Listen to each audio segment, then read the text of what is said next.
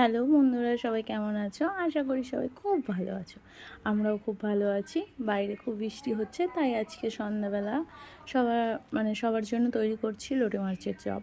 প্রথমে লোটে মাছটা পরিষ্কার করে নিয়েছি, তার মধ্যে রসুন বাটা, আদা বাটা, লঙ্কার গুঁড়ি আছে, কাঁচা লঙ্কা, লেবু, লবণ সমস্ত কিছু দিয়ে সুন্দর করে মেখে ম্যারিনেট করে রেখেছি।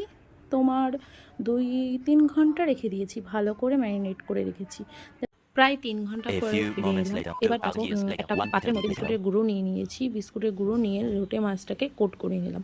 কোট করার পরে অন্য একটা পাত্রের মধ্যে 3 চামচ কর্নফ্লাওয়ার নিয়ে নিলাম। তার মধ্যে কিছুটা পরিমাণে লবণ, কিছুটা পরিমাণ হলুদ আর কিছুটা পরিমাণে শুকনো লঙ্কার গুঁড়ি নিয়ে নিলাম। নিয়ে আগে ম্যারিনেট করা যে মাছটা করে রেখেছিলাম, যে মশলাটা ছিল, সেই মশলাটা কিছুটা পরিমাণ বেঁচেছিল বলে সেটাও দিয়ে দিলাম।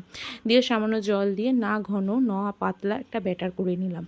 করে নেওয়ার পরে সেই লোটে মাছটাকে কড়াইতে গরম তেল বসিয়ে দিয়ে সেই ব্যাটারটার মধ্যে লোটে মাছগুলোকে দিয়ে সুন্দর করে ভেজে নিতে হবে।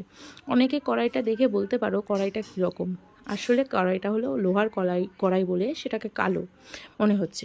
ভালো করে ভেজে নিলাম। আমি যেহেতু ফার্স্ট ভয়েস দিচ্ছি অনেক দিন পরে, তার জন্য এরকম মনে হচ্ছে, বাদো বাদো মনে হচ্ছে। সবাই একটু ম্যানেজ করে নিও।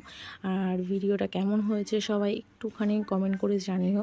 আশা করি ভিডিওটা আস্তে আস্তে ভিডিওটার কোয়ালিটি আশা করি ভালো করব। এবং ভিডিওটা সবার কেমন লাগলো আমাকে প্লিজ জানাবে। আজকের ভিডিওটা এই অবধি। এখন শেষে একটা মজার ঘটনা ঘটে গেছে। লোটে মাছটা খেতে খেতে প্রায় শেষই হয়ে গেছে, তখন মনে পড়লো আমার ভিডিও শেষ করতেই মনে নেই।